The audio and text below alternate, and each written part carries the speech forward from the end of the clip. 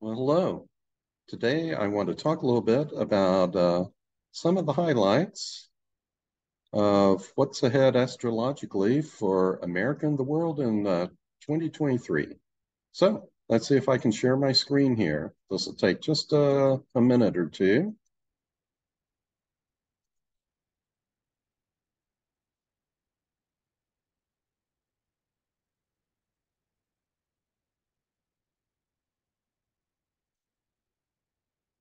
Okay, I think we're good to go now. So this is top astrological events for America and the world in 2023. Okay, I'll go through this as quickly as I can. And in analyzing things for America, I'm going to mainly use this July 2nd, 1776 chart for the passage of the Resolution for Independence. And I'm also going to use a natural 0-degree Aries rising chart, since birth times for mundane charts are not always that dependable. Okay, however, there are some other charts in July 1776 that other astrologers like to use for America. There's a whole bunch for July 4th that have different times, different rising signs, and pretty much everything I talk about here is going to apply to those charts also. So it's not going to make that much difference that I'm using July 2nd instead of July 4th. That just makes maybe slight variations in the timing of things. Okay. Now, I've got a list here of about 15 different things I want to talk about. It's a lot, so let's get started. First, the Barbeau Planetary Cycle Index. What is that? Well, uh, in this cycle index, we look at the cumulative distance between the planets from Jupiter on out. And when all those planets are kind of bunched close together, uh, the cycle index is low. The cumulative distance is low. And when the planets are far apart, the cycle index is high. Well, being far apart is good because that gives a lot of different kinds of energies and a lot of different ways for that energy to flow. When the index is low, the planets, the outer planets, are all bunched together, and that creates an imbalance. And we've had an imbalance for about the past 3 years. This is the low point for the whole century. And it began around the beginning of 2020, just as the pandemic was starting. And we reached the absolute low point in March of 2022. And now we're just on the way up. So things are starting to get better. But also back in, let's see, January 2021 through April of 2022, there was a condition called Kalasarpa Yoga going on. And that means that all the non-lunar planets were on one side of the lunar nodes, and that also hems in the energy and keeps it from flowing. So things felt really bad back then to me, particularly back in March. And also back in March, we had Chiron, transing Chiron, square Sun in this July 2nd, 1776 chart, which creates even more wounding for America. So things have been bad for the past 3 years, but now they're getting better, and that's good. Okay, Mars stationary at 8+ degrees Gemini. Here's a little graph showing position of Mars beginning with September 2022, going through March 2023. And for pretty much all of January, it's basically stationary at 8+ degrees Gemini. And the late great mundane astrologer Andre Barbeau, he pointed out that when Mars is stationary for a long period of time, it increases the risk of war and transgression and aggression. And we're certainly seeing that happen these days. Also, it has a particular effect on America because in all the July 1776 charts, Uranus is at 8+ degrees Gemini. So Mars, which is aggression, is stimulating Uranus in those July 1776 charts for America for the entire month. And the planet Uranus has to do, well, good side is, genius and creativity. Bad side is revolution and rebellion, and just a very manic kind of energy. And it's true, there might be some great scientific breakthroughs that are made in America during this period. But it'll probably be a while before we hear about any of those. Plus, we have a lot more people who can engage in rebellion than we do people who can engage in science. So that makes rebellious activities a little bit more likely. Now, let's see. Interestingly, as we were approaching this period, on New Year's Eve, we had a terrorist attack in New York City. A guy with a machete who was a little crazy. Right below that, we had some attacks on the power grids in America. And I just point out down here that Uranus, it rules electricity, Mars rules aggression. And what we're seeing right now, this is January 7th that I'm doing this. And there's been this very rebellious group among the Republicans in Congress. So that may be what we really see happening for the rest of the month. A lot of rebellion against the status quo by certain members of Congress. And of course, we could have other kinds of rebellion that occur. I can't say what. All I can say is there is increased risk and increased likelihood of such rebellious activities in America right now. Also, sometimes when Uranus in Gemini and that July 1776 chart gets stimulated, that increases the likelihood that we get involved in conflicts abroad. So we'll have to keep an eye on Russia, Ukraine, everything that's going on in the world. Okay, next, Saturn semi-sextile Pluto. Why is this important? Well, recall that there was a conjunction of Saturn and Pluto right at the beginning of 2020, January 12th. And again, the late, great Andre Barbeau, he noticed that these conjunctions often coincide with the start of major pandemics. And that is pretty much what happened with COVID. In fact, January 12th, 2020 was the day that I got COVID, interestingly enough. Well, the reason the semisextile is important, we're going to have Saturn geocentrically semisextile Pluto on March 3rd, 2023, and heliocentrically sextile Pluto on March 11th, 2023. This is important because it represents the next stage in the Saturn Pluto cycle. With the conjunction right at the beginning, it's sort of like the all that restriction of Saturn combined with all that destruction of Pluto, it breaks down a lot of structures. Okay, but now the two planets are beginning to separate more, and so we can enter other phases where we begin rebuilding some of these structures, hopefully. So soon Saturn and Pluto will be working a little bit more independently of one another. Okay, next, Saturn enters Pisces. I'm going in chronological order here with everything. First, here's a chart which shows all the sign changes from Mars on out that are occurring in 2023. And this is one of the big things of the year. A lot of major planets are going to be changing signs, and that signals a lot of important shifts in energy in 2023. We're going to have Saturn moving into Pisces, Pluto moving briefly into Aquarius, Jupiter moving into Taurus, Mars, after 7 months in Gemini, it's finally going to get up to speed again and move into Cancer. And the North Node is going to move from Taurus into Aries.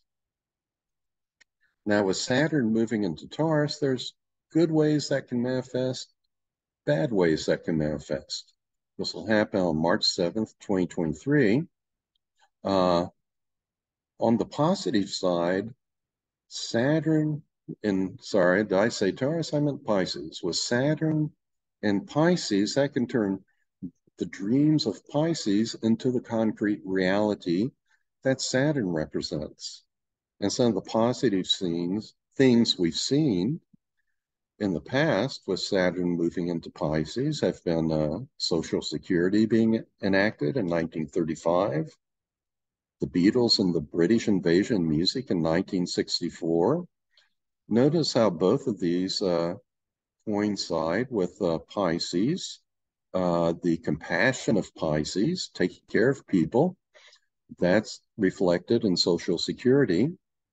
Pisces also represents a certain level of sophistication in the arts and in music. And that's what we got with the Beatles. And then again in 1994, the World Wide Web was created, and that provided an elegant interface for the internet. Before the World Wide Web, the internet it had been there publicly for a few years, but we could not traverse it in the elegant way with the web pages that we're now used to, the point and click kind of interface that the World Wide Web represents. Okay. Now, there can also be negative impacts to Saturn going through Pisces because Saturn represents structure, and Pisces and the planet Neptune, its ruler, they dissolve structure. So there can be a conflict here. And Saturn is going to be co-present with Neptune and Pisces for about the next 3 years. And during this period, we can expect a lot of old structures to deteriorate and dissolve. In a way, it's going to be like a 3-year conjunction of Saturn and Neptune. And this is all going to culminate in February in 2026, when Saturn and Neptune leave Pisces about the same time, and they form a conjunction at 0+ degrees Aries. And during this 3-year period, there will probably be a lot of changes in both Russia and in America. And let me explain why. Historically, Saturn-Neptune conjunctions have affected Russia quite a bit. In 1917, there's a conjunction, and we had the Bolshevik Revolution in Russia. In 1952, there was the death of Stalin and the de-Stalinization of Russia that followed. In 1989, there is a conjunction of Saturn and Neptune, and that's the year when the Berlin Wall fell down. And that is very symbolic here because, again, Saturn represents structure, Neptune dissolves structure.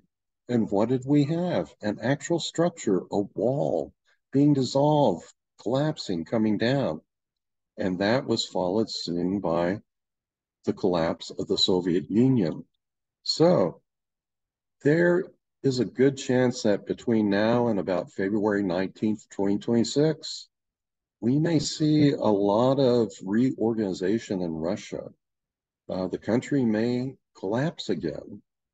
The government may have to reform itself once again. If it does so, I hope that's along lines that provide real democracy and real freedom.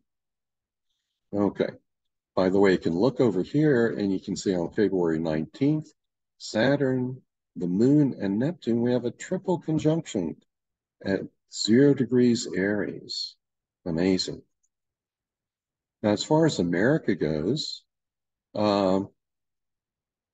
The day after the Civil War began, Neptune moved into Aries, 0 degrees Aries.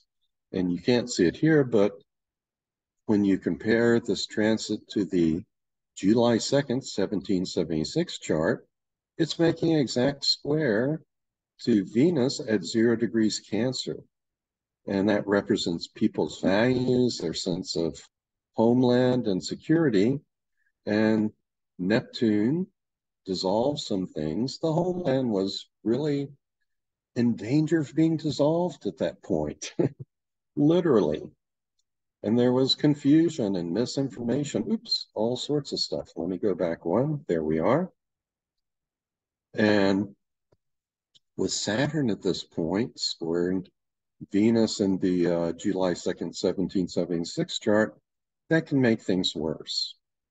Now, there's been a lot of talk in recent years by historians and pundits that we seem to be headed toward another civil war. The country is so divided. It hasn't been this divided since the Civil War in the 1860s, and all of that is true. But I heard this danger being highlighted by astrologers before I heard historians and pundits talk about it.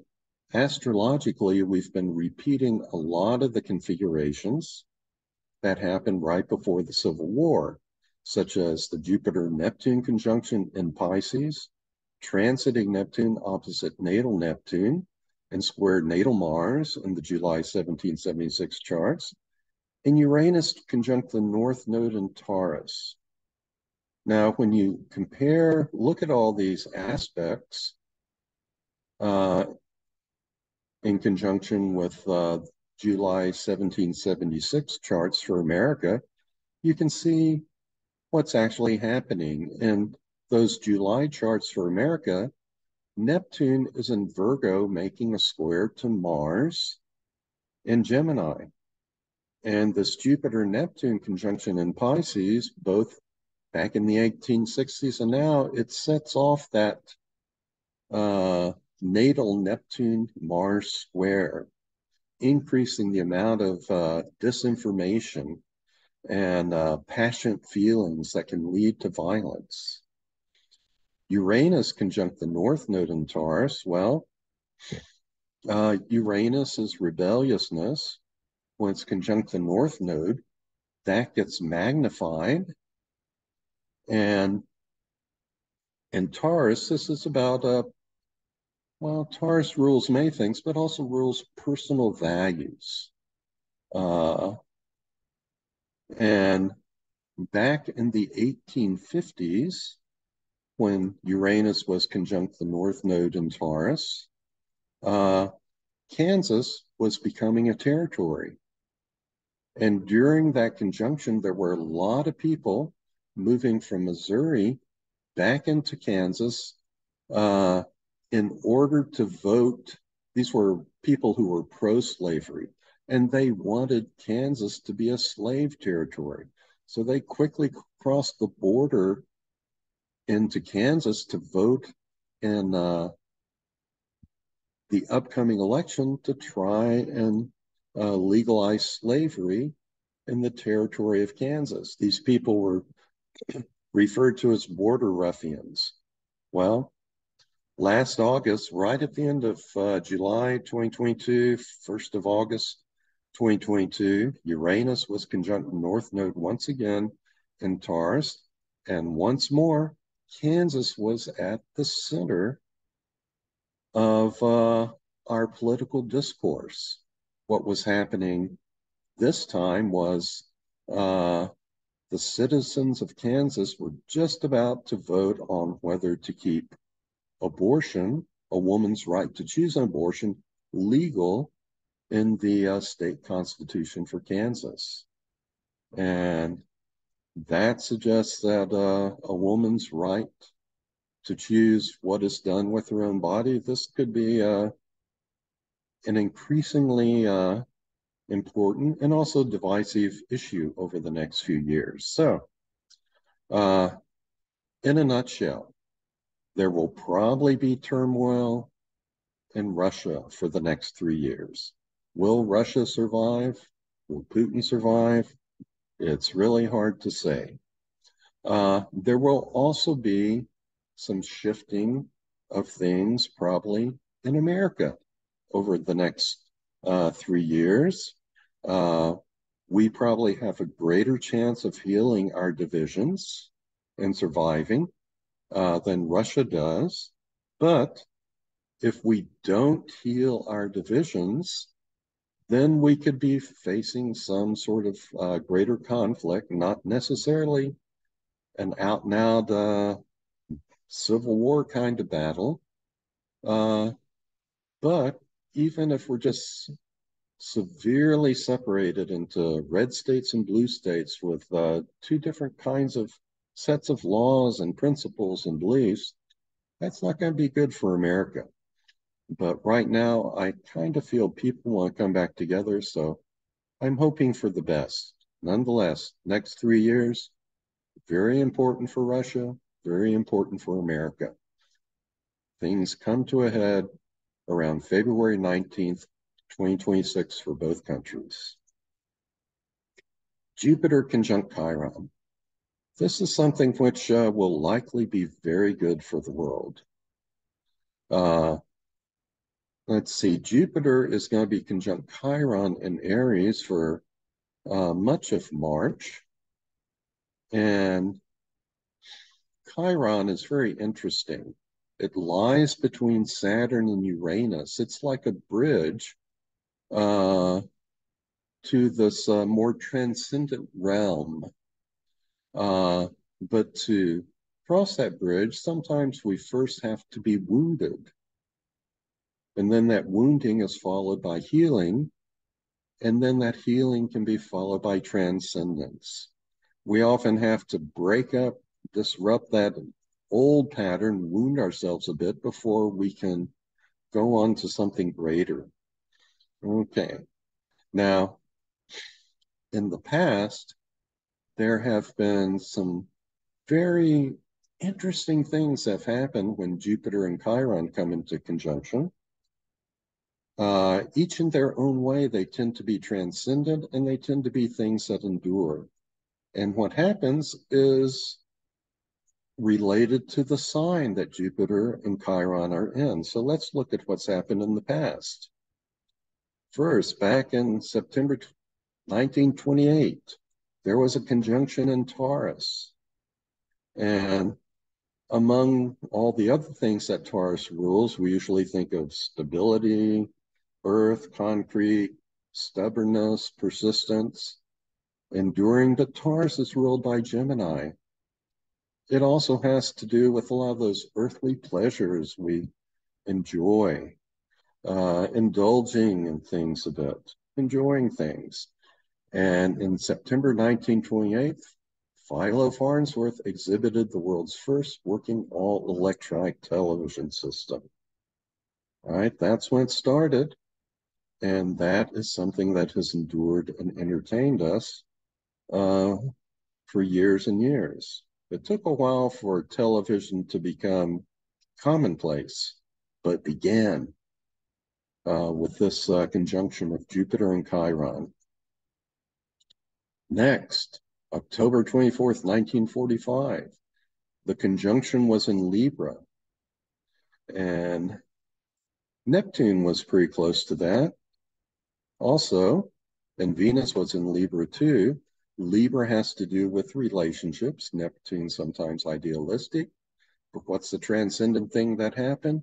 The United Nations was founded, became operational, and endures to this day, doing a lot of good, even if it is sometimes idealistic. Next conjunction was in 1962 in Pisces. This can affect things spiritually. It can affect things artistically, particularly music. And one of the things we saw was the coming together of the Beatles. In August of 1962, the Beatles found their drummer, Ringo Starr. In September, they recorded Love Me Do, and the rest is history. Okay. Now let's see, the next conjunction was in Aries in March of 1976. And with this conjunction being in Aries, Aries is very individualistic. We sometimes associate it with the warrior archetype, and Chiron can be very transcendent. So this speaks of perhaps something related to a spiritual warrior. And what happened in that month? Well, that was the month that they began to film this movie that would later be called Star Wars. And within Star Wars, we had the religion of the Force and the Jedi Knights who could individually manipulate the Force. And the Jedi Knights, they were the spiritual warriors. So this is completely in line with Jupiter conjunct Chiron in Aries. Okay, next in June 1990, there was a conjunction of Jupiter and Chiron in Cancer. Cancer, of course, is associated with homeland, with security, and also with family. Well, something that happened in June 1990 was a 20-year-old single mother living on state assistance was waiting for a train when she got an idea for a series of novels about a character called Harry Potter. And even though she got the idea in 1990, that series wasn't first published until 1997. So, as with Star Wars, there was 2 years before Star Wars was released to the public as a movie, 7 years before Harry Potter became a published physical reality. This shows us that what happens during a Jupiter-Chiron conjunction, something always seems to happen, and it's transcendent and it endures, but sometimes we're not even aware of what happened until several years later, as was the case with the Harry Potter novels. But this was transcendent because it brought us into this awareness of the magic around us. But when you think about it, the books, the primary thing they're about is not the magic, but about family. Harry having lost his mother and father,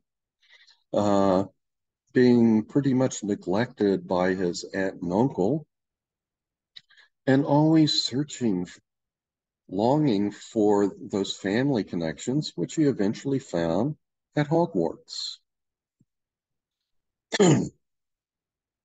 Let's see, then we had another conjunction in July 2009, and this was a very close triple conjunction between Jupiter, Chiron, and Neptune.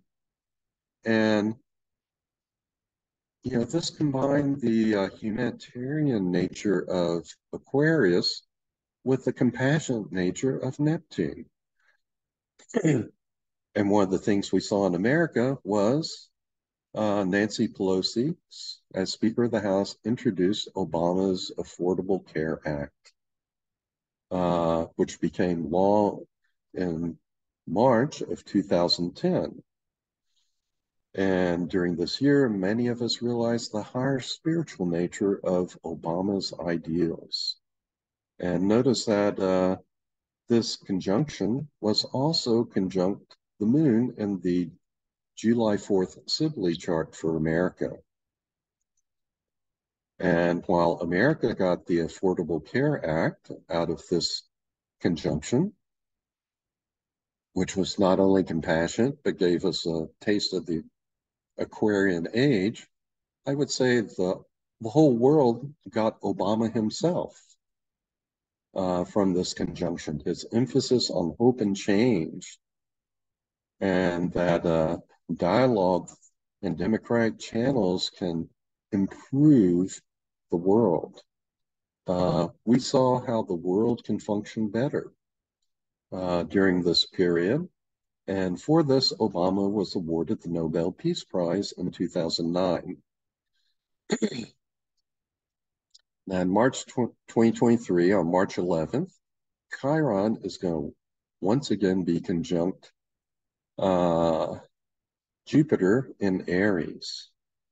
Since this is happening in Aries again, you kind of expect some sort of spiritual warrior motif or a transcendent religious movement that focuses on individual spirituality rather than organized religion.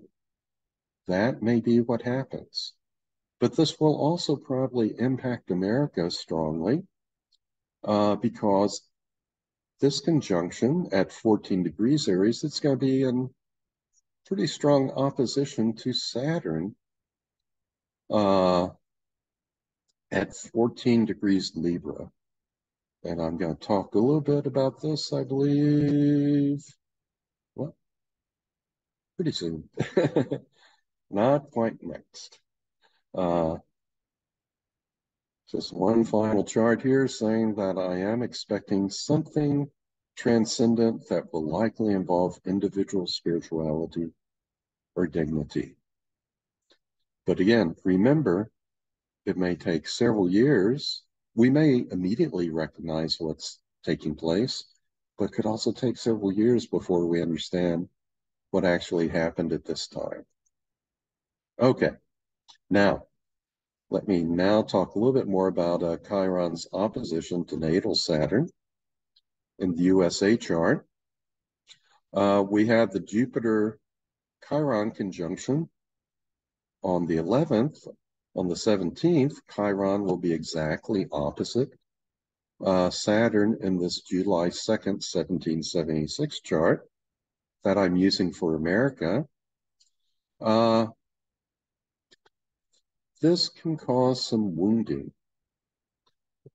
I'm hoping that because of Jupiter's proximity to Chiron and recent conjunction with Chiron, that Jupiter will act as a benefic here, that we'll get something more beneficial out of this.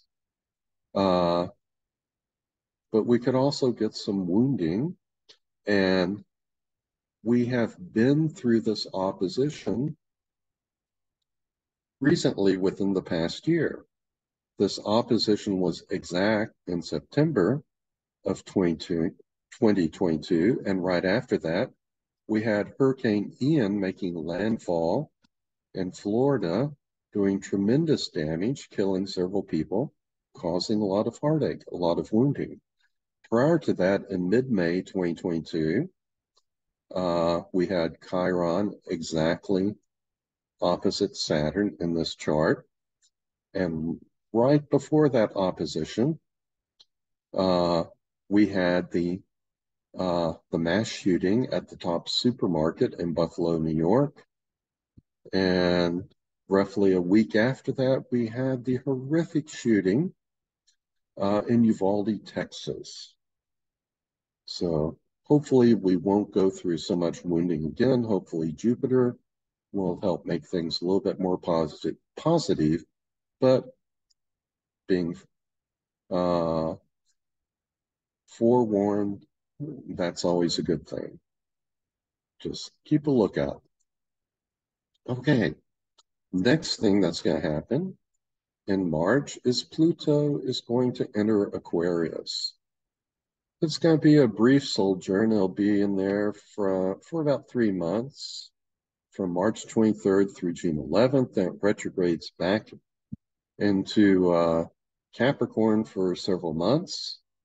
We'll come back into Aquarius in 2024 for a much longer period. Have a briefer retrograde back into Capricorn.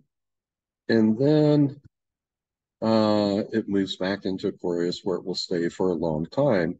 All in all, it's going to be in Aquarius for about 20 years. And this is going to bring a lot of positive things into the world. The focus for power is moving from authoritarian, solitary individuals, which is what you had with Pluto and Capricorn. The power is shifting from individuals now to the group, to the people. It's going to be a more democratic time. Aquarius is ruled by Uranus, which is connected with invention, ingenuity. We'll probably see a lot of transformative inventions over the next 20 years. But the beginning of these Aquarian periods can sometimes be quite tumultuous. Things have to be shaken up a bit as you switch from power in individuals to power in groups. And the last time Pluto was in Aquarius, the American Revolution was going on, and that was soon followed by the French Revolution. And both of those transferred power from the individual, the king, to the people. So it's a time of enlightenment, but may also shake things up a bit. And over the next roughly 20 years, we're going to see a lot of scientific advancements, I'm sure. Okay. Immediately after that, we have Mars entering Cancer. This is going to be kind of welcome because we've had, through its retrograde motion, Mars has been Gemini for about 7 months, stirring some things up and then going over them again and then over them a third time.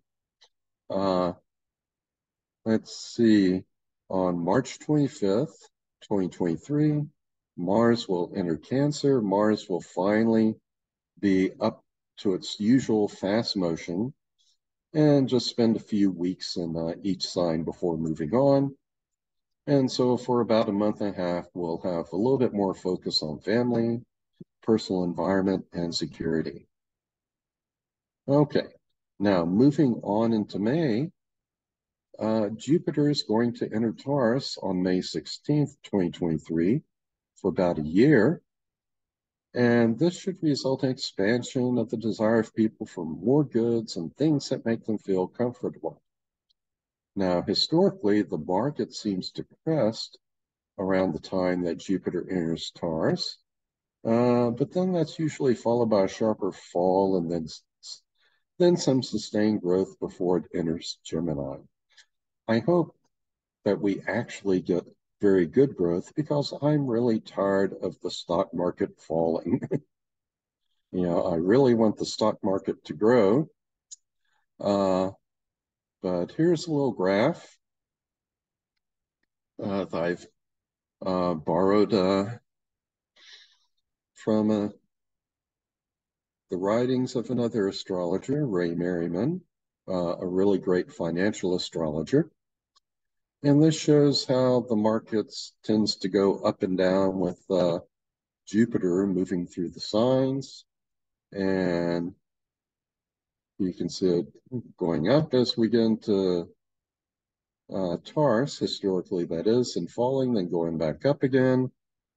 But then it kind of heads toward a real low as we get to Jupiter and Leo, which is going to be a real bummer for people like me who are retired and who are dependent on the stock market for much of their income. So I hope this is not the future, but it could be.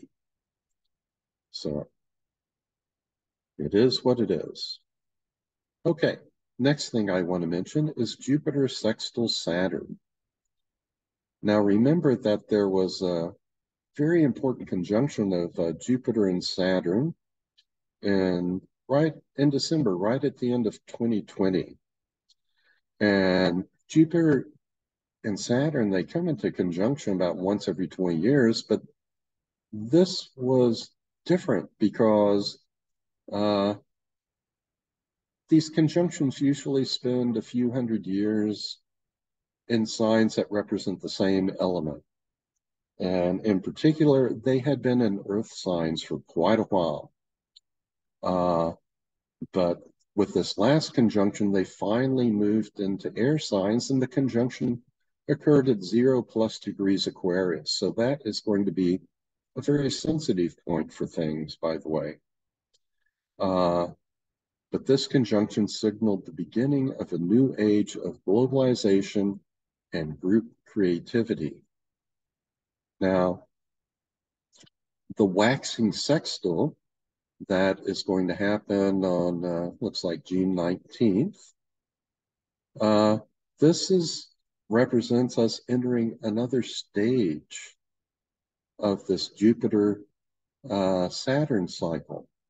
When there's a sextile between them, they're going to work together very harmoniously. And so for the next few years, we should see a lot of rebuilding, growing. We have a balance between growth and regulation, expansion, contraction, and this should work out very well for the world over the next few years. And let's see, the last time that these two planets made a waxing sextile with one another was in August 2004 during the Summer Olympics in Athens, Greece. And this is appropriate since the original games were held every 4 years at the sanctuary of Zeus, also known as Jupiter, in ancient Greece. And the Olympics are the perfect symbol of the coordination between growth and discipline. So this is something that will bode well for the future.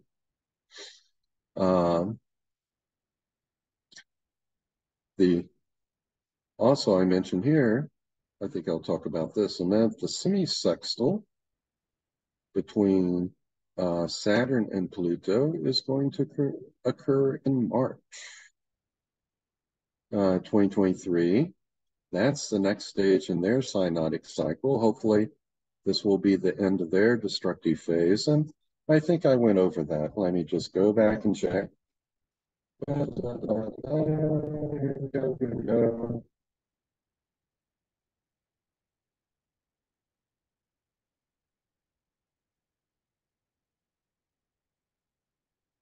And there it was, Saturn semi-sextile Pluto, March 3rd, 2023, heliocentrically March 11th.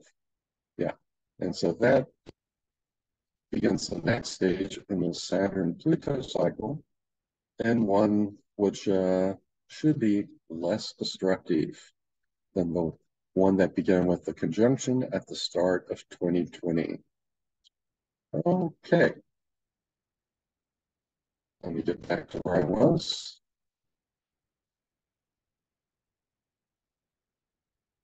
And here we are. Next thing that comes up is North Node enters Aries. That's going to happen on July 18th, 2023. It stays there until January 11th, 2025. We've had the North Node in Taurus for about a couple of years. And with Uranus also in Taurus, we've started to see a lot of financial upheaval. It's nice that things will be moving on. Things will be shifting. With the North Node in Aries, there should be more emphasis on the rights of the individual and a yearning to transcend when the node conjoins Chiron on February 19th, 2024. Okay, so this is just another energy shift that is occurring in 2023. Okay, next I want to talk about Mars square natal Uranus in the USA chart. These are all the July 1776 charts. In January 2023, we have the conjunction of transing Mars with natal Uranus in these USA charts. And in this year, we're going to move from conjunction to a square, and then toward the end of the year to an opposition. So these are going to be critical moments. And during the square and opposition, we could revisit the kind of rebelliousness that we've started to see in this month of January and probably will continue to see throughout the month of January. Now, on July 24th, 2023, there are going to be some other things going on too.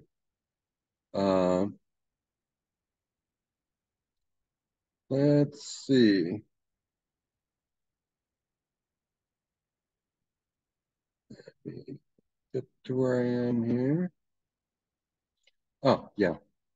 It's not simply going to be Mars in Virgo, now squaring Uranus, natal Uranus in Gemini. We still have transing Pluto pretty close to natal Pluto in these July 1776 charts. And transing Pluto at 29 degrees Capricorn, that's going to be squaring these transiting nodes at 29 degrees Aries and 29 degrees Libra. And here you can also see transiting Chiron is very close to an exact conjunction with natal Chiron. So there's going to be other tensions going on at this time. So as I say down here, I would stay inside on this day. No need to go outside. Now, let me go back one slide. Chiron is almost an exact conjunction with natal Chiron in this July 2nd, 1776 chart. It's not going to make an exact conjunction at this point, but it is so close. You know, it gets within about 8 minutes of an exact conjunction. And it's going to be very close for quite a while. So let's talk about the Chiron almost conjunct natal Chiron. And I want to go back first to the 70s, because from 1972 to 1975, transing Chiron, it made a series of oppositions to natal Saturn in these July 1776 charts for America. That was followed by a series of conjunctions with natal Chiron in those charts. And this suggests possibility of both wounding and transcendence. The wounding often leads to the transcendence as we try to heal ourselves. And during this period, we had a bit of both. This was the period for Watergate, the Watergate break-in, which brought down the Nixon presidency. And during this period, the Senate Select Committee to investigate the Watergate scandal was formed, and that was one of America's finest moments. So we had America's wounding and one of America's finest moments where we saw real statesmen and stateswomen in Washington. Those happen together, side by side with one another. Well, we're going through a similar period now. Looking at this period from 2022 through 2025, again, we have a series of oppositions of Chiron to Saturn, followed by a series of conjunctions. Down here, I have another chart showing in this period from about June through September, we don't get an exact conjunction, but we're going to get very, very close, particularly in July and August, to an exact conjunction of transing Chiron with natal Chiron. So again, we can be going through a period of wounding, healing, and transcendence. And the event, which will likely extend throughout this period, is the January 6th committee, the ongoing investigation of the January 6th insurrection, and people hopefully being held accountable for their actions. But we have been wounded terribly by this insurrection. But with the January 6th committee, we've seen one of Congress's finest moments. We've seen people rising to the occasion to help preserve, heal, and maintain our republic. our democracy and our ideas. So there may be other woundings and other transcendence, other healings that occur, but it looks like the events in the aftermath of the January 6th insurrection of 2021, that is going to occupy a lot of the attention for this period of time. Now, in fall of 2023, we have what I call an almost Pluto return. Again, Pluto, transing Pluto is not going to be exactly conjunct natal Pluto. The last exact conjunction occurred right at the end of 2022, but in fall of 2023, we have a very near conjunction. And this is going to linger for about 3 months throughout a lot of the fall. This reminds me of fall of 2022 when Saturn and Uranus, they did not make an exact square again, but lingered very close to an exact square. And we saw that ongoing tension between those trying to regulate things and those trying to rebel against those regulations. So in fall of 2023, I'm expecting some sort of crisis or cloud to hang over America. Given what's going on in Washington now, it might be a crisis surrounding the debt ceiling, it needing to be raised, and people maybe in power refusing to raise it, and that causing a lot of subsequent economic turmoil for America and the world. It could be that, it could be other things too. We don't know exactly what, but there is simply a heightened probability that we will have to deal with some additional crisis to America in fall of 2023. Hopefully it won't be bad, but we'll see. And moving on toward the end of the year, we have that opposition of transing Mars to natal Uranus in the July 1776 charts. And so once again, we may be dealing with whatever issues have come up during the conjunction of transing Mars with Uranus in this month, January of 2023. We're already, as I've mentioned, seeing a very rebellious faction within Congress. That may be causing trouble. We may get other kinds of rebellious activities at this point. We can't really say, but as we get closer to this date, things may become clear. But if you look at this chart, you can see there's a lot of other stuff going on in December of 2023. We're also going to have Pluto once again close to conjunction with natal Pluto.